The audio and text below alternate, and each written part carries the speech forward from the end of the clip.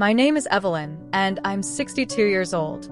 For almost 8 years now, I've lived in this old house nestled in the heart of Maine, ever since the children left to follow their own dreams across distant states. It's a quaint, weathered place, a house that creaks and groans with age, but it's mine. And it's become home in a way I never expected. The quiet stillness of the house has seeped into my bones, and for the most part, I've come to cherish it. The mornings are slow here, the fog hanging low over the trees, the sky is soft gray, and the air cool against my skin as I sip my hot tea by the window. I find comfort in the simplicity of it all. The radio hums in the background, the soft static of the local news station filling the silence, but it's the quiet that's my companion, the kind of quiet that wraps itself around you. A constant presence, like an old friend. The evenings, too, are peaceful. I sit on the porch, wrapped in a cozy shawl, watching the sky darken into a deep indigo, and the stars begin their slow emergence, one by one. It's been my ritual for years now, the steady rhythm of the night, with only the occasional call of an owl or the rustling of leaves to break the stillness. I've grown accustomed to this solitude, this way of living that feels almost like a dream. And for the most part, I was content. Maybe I was anyway.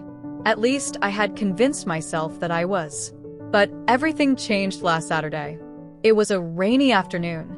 The kind of downpour that makes the world outside look as though it's been softened by a veil of mist. The kind of rain that makes you want to curl up in a blanket and read a book by the fire. I had just finished my lunch and was planning on taking a short nap when the phone rang.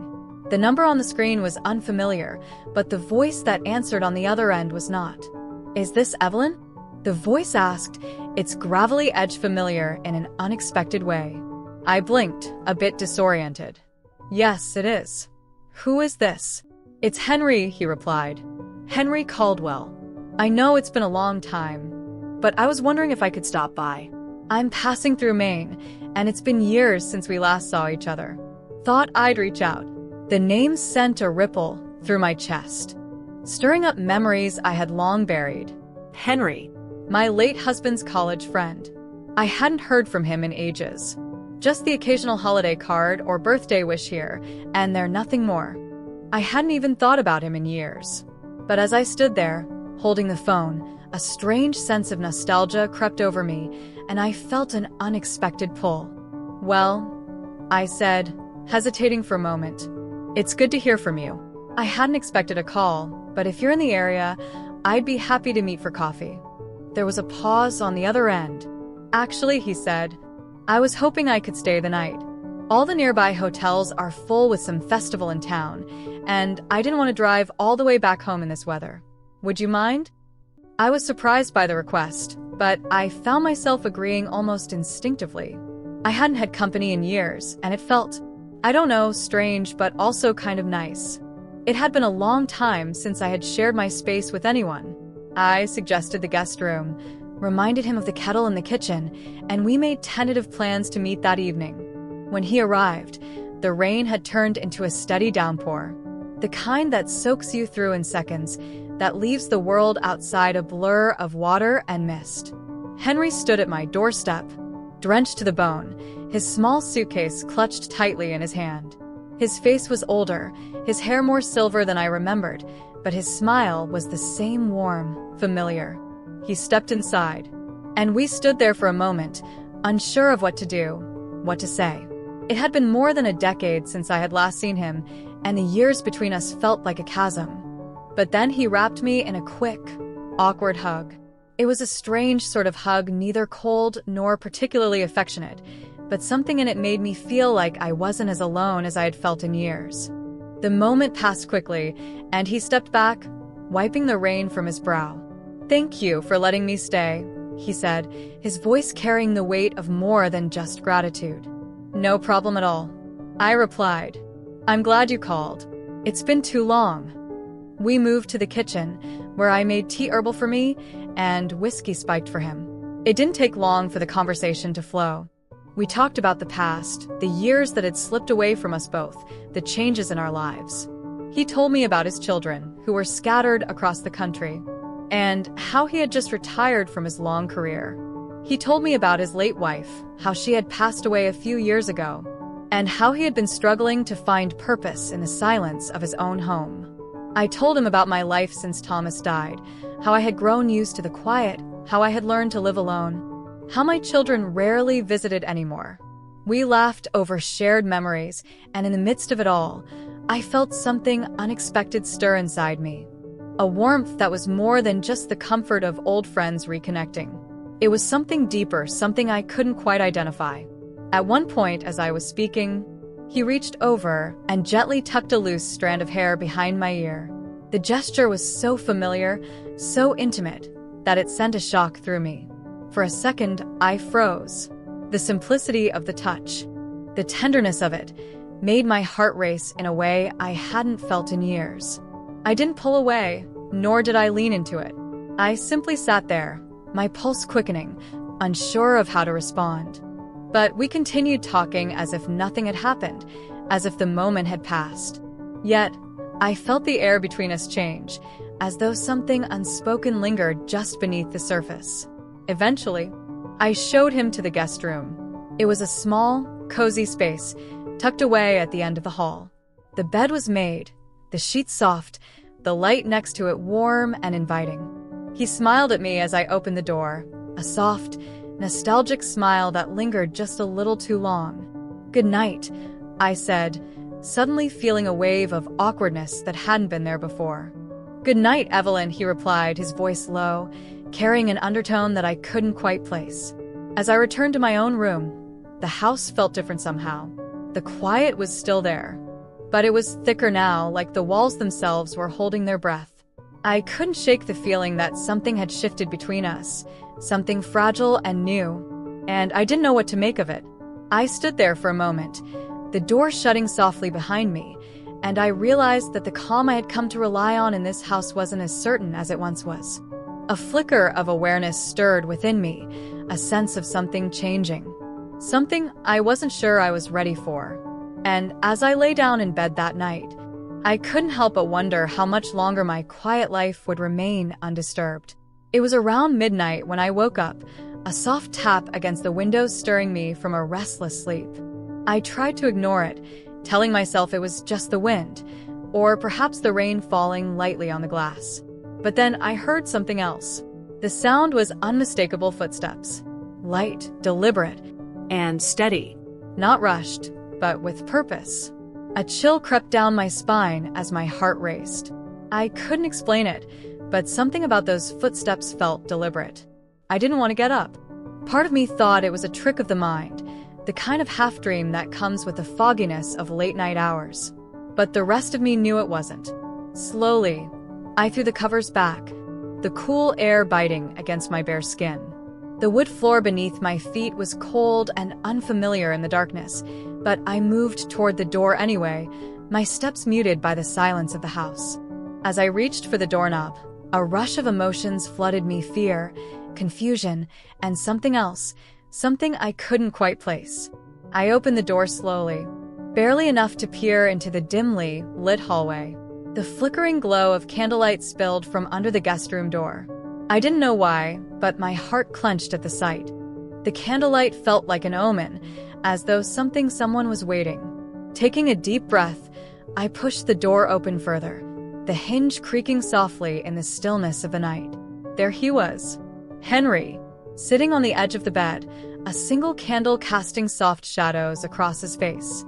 His eyes met mine wide with surprise, but there was something more there too. Something that softened his gaze when he saw me.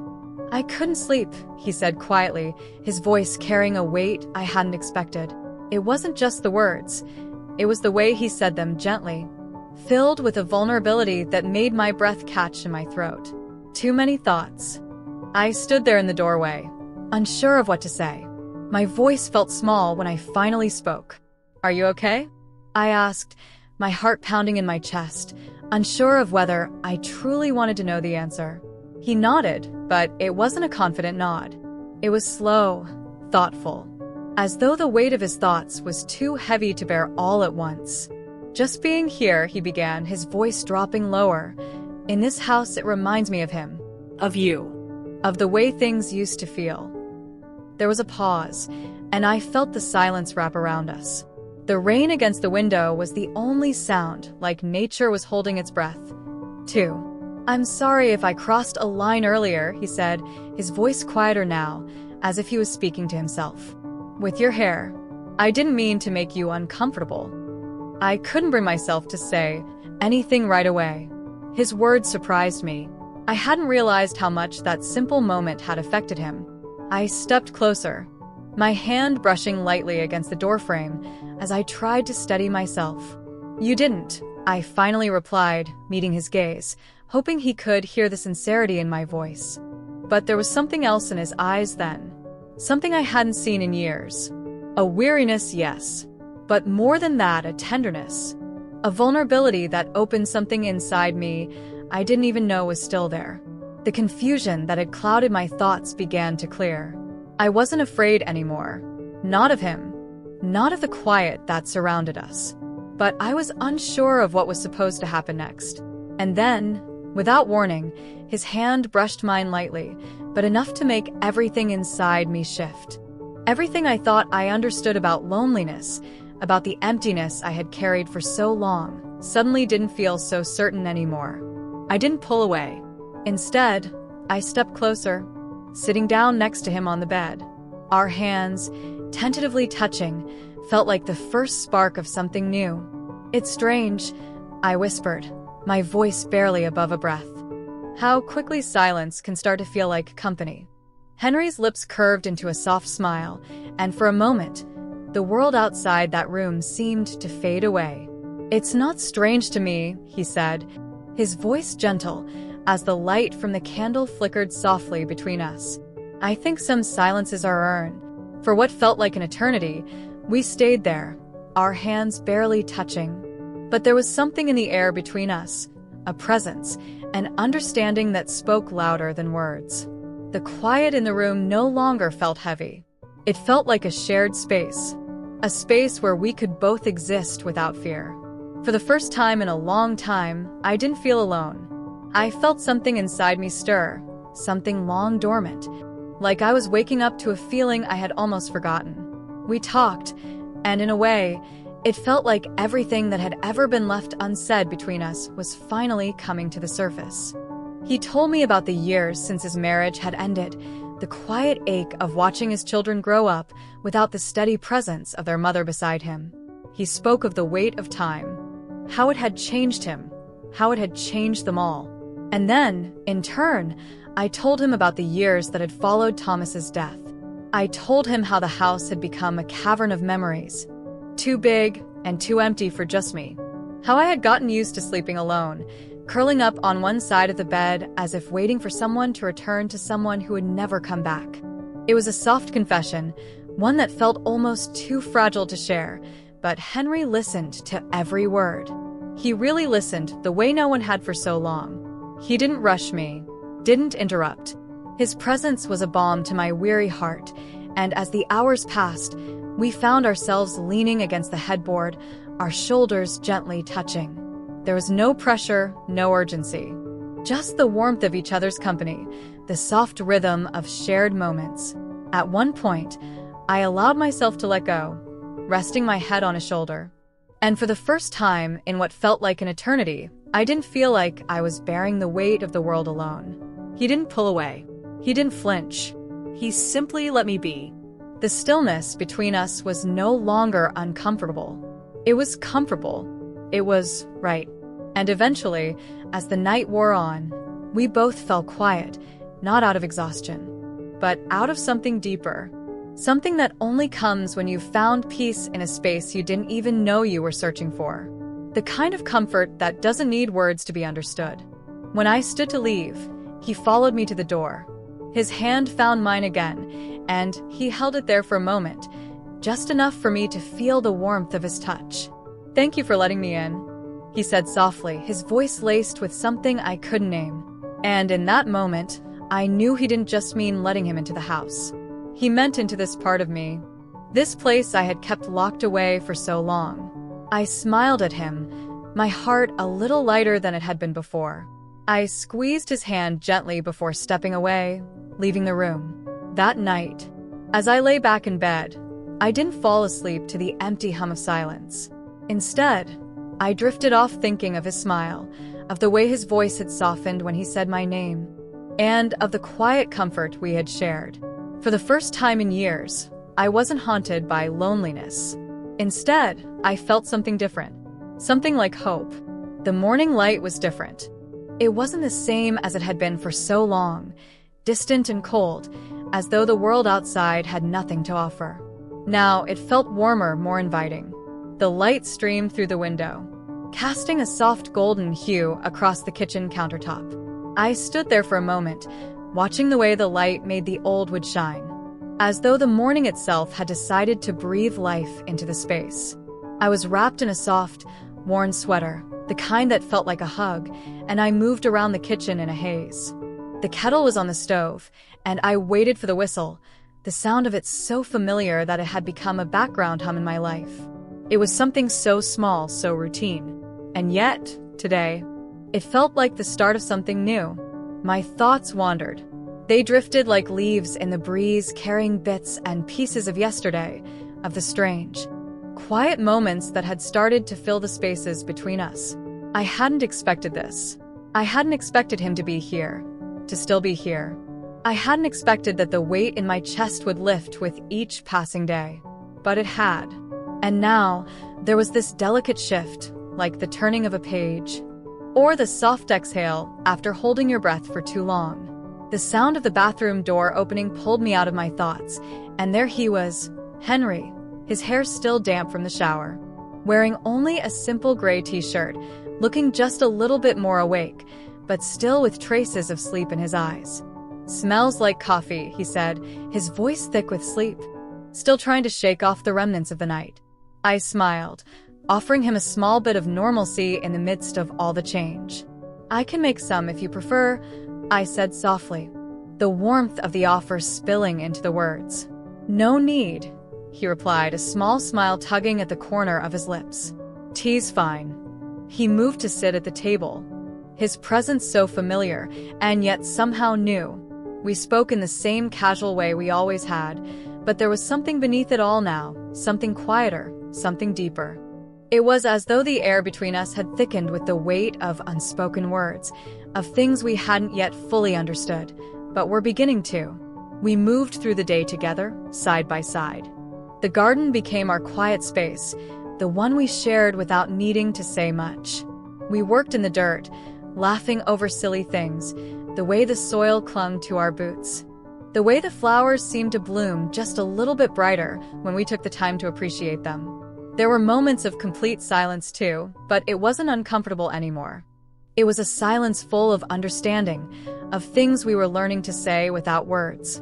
Then, as we knelt beside each other in the garden, Henry's voice broke through the quiet. "Evelyn," he said, his tones suddenly serious, as though he had wrestled with his own thoughts before finally speaking. I paused, my heart catching in my throat, unsure of where this would go. "I need to ask you something," he continued, his gaze meeting mine, and there was something in his eyes, something vulnerable, something raw. I didn't know what he was about to say, but the question hung in the air, heavy and fragile. My heart pounded in my chest, my mind racing, but I didn't want to speak until I knew what he meant. "Would it be strange," he said slowly, almost as if testing the waters, "if I told you I don't want to leave just yet?" The words sank in, and for a moment, everything seemed to stop. There was no rushing to fill the silence, no instant need to fill the space with words or explanations. I simply felt the weight of his question, and it didn't feel like a burden. It didn't feel like something that needed to be figured out right then and there. It felt right. "No," I said, my voice quiet but certain. "It wouldn't be strange at all." A gentle smile spread across his face, and for the first time in a long time, I saw him without the walls he usually kept up. We didn't need to say more. The truth was clear between us, and it settled like a soft blanket over everything that had come before. As evening drew near, the sky began to deepen, the first stars beginning to flicker above. We found ourselves on the porch, wine in hand, sitting side by side in the silence that had become our comfort. The world felt as though it had slowed, as though time itself had paused to let us breathe. I spoke first, my voice barely above a whisper, carrying the weight of memories I had long kept buried. I used to watch sunsets alone, I said, my words laced with a quiet sadness. I'd talk to Thomas, not aloud, but in my heart. I'd tell him about the day, about the little things he missed. The words left my lips like the last of a storm, carried away by the wind before they could linger. Henry's hand found mine, warm and steady. His touch was simple, but it spoke volumes. There was no need for anything more than that. "Do you still do that?" he asked, his voice soft but genuine. "Sometimes," I said, my gaze lost in the darkening sky. "But not as often." He didn't ask for more. There was no need to press. The silence stretched between us again, but it wasn't empty. It wasn't heavy.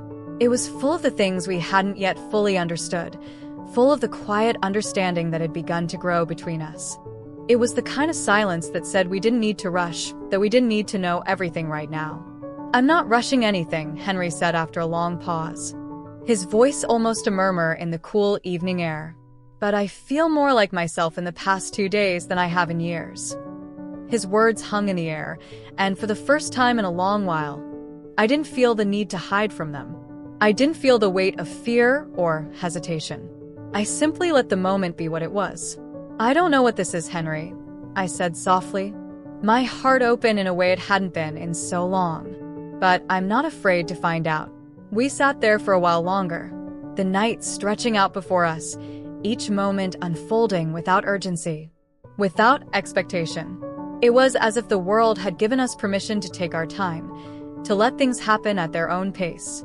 And when we finally stood to go inside, there was no need for words. What had begun as a simple visit had grown into something deeper, something unexpected, but now, it felt like something I could no longer imagine living without. I didn't know where this would take us, but I knew that for the first time in a long time, I wasn't afraid to find out. The morning light crept through the curtains, soft and warm, casting golden hues over the kitchen. Henry was already up, his back to me as he busied himself at the stove. The sizzle of bacon and the comforting scent of coffee filled the air. I stood in the doorway, wrapped in my robe, the cool fabric clinging to my skin. My eyes lingered on him for a moment, watching the way his hands moved with ease, almost as if he had done this 1,000 times before. There was something so familiar about him, yet at the same time, so new. A strange mix of comfort and excitement settled in my chest. I smiled to myself, feeling the warmth of the moment seep into my very bones. It was a strange feeling, one I hadn't experienced in a long time, and certainly not one I expected at this stage of my life. I never imagined this could happen to me, this quiet, beautiful, unexpected moment. At my age, I had long since given up on the idea of love. I had convinced myself that those feelings were reserved for the young, for the people who still had the time to chase after fleeting romances, to build something that could last. I thought I was too old for all of that, too set in my ways, too comfortable in my solitude. The years had passed, each one stacking upon the other, leaving me with little more than memories of what once was. I had accepted that love, for me, was a thing of the past. But as I stood there, watching Henry, something inside of me shifted. Maybe I had been wrong all along. Maybe love didn't have an expiration date. Maybe it didn't follow the rules or wait for the perfect moment. Maybe love, like life, came when it was ready, when the time was right, and when you least expected it. I thought about all the years I spent alone, the countless days I told myself that I was fine, that I didn't need anyone. And yet here I was, in the doorway of a kitchen that felt so much like home, watching a man I barely knew, yet somehow felt as though I had known forever, making breakfast for me. It was a simple thing, a quiet morning routine, but to me, it was everything. Henry turned to face me, a soft smile playing at the corners of his lips. His eyes twinkled with something unspoken, something deep and understanding. "Good morning," he said, his voice warm and steady. He placed a plate of pancakes on the table, the steam rising in gentle spirals. The gesture, so small and yet so meaningful, brought a rush of emotion that threatened to overwhelm me. "Good morning," I replied, my voice barely above a whisper, as if I feared the moment might slip away if I spoke too loudly. I took a step closer to the table, pulling out the chair and sitting down, still in my robe, still with the faintest trace of sleep in my eyes. But none of that mattered. Not anymore. In this moment, everything felt right. As we sat together, eating breakfast in a comfortable silence, I realized something profound. Love didn't have to be grand or dramatic. It didn't have to come with fireworks or passionate declarations. Sometimes love was simply these two people, sharing a quiet moment together, without any need for words, just the shared understanding that something had changed, something beautiful had begun. I looked at Henry, and for the first time in a long while, I allowed myself to truly feel. The weight of all the years, all the doubts, all the fears, seemed to lift just a little. It was as if I had finally allowed myself to believe that I could be loved again, that I was worthy of love, no matter how old I was, no matter how long it had been since I had felt it. We talked over breakfast about small things, the kind of conversation that felt natural, as if we had known each other for years. There was laughter, there were moments of quiet understanding, and there was a sense of peace that settled over me, a peace I hadn't known in a long time. It was as if, in that moment, everything had come full circle. I had spent so many years running from the idea of love, afraid that it was too late, that I had missed my chance. But now, as I sat at that table with Henry, I realized that perhaps the point had never been about when love arrives. It was simply that it does. After breakfast, we stood together at the window, looking out at the world beyond. The sun was rising higher now, the sky a brilliant blue, the birds chirping in the trees. The world seemed to be waking up, and so were we, both of us stepping into something new, something unknown, but also something wonderful. "I'm glad you're here," I said, my voice thick with emotion. I never thought I'd find myself here. Not again. Not at my age. Henry smiled, his gaze warm and steady. "Neither did I," he admitted. "But here we are, and maybe that's the best part." And as we stood there, side by side, I felt something stir within me, something I hadn't felt in years. Hope. Not just for the future, but for the present. For this moment, for this second chance. Maybe love had always been waiting for me, just beyond the horizon, and I was only now ready to see it. Maybe, after all these years, this was the beginning of something new, something real, something lasting.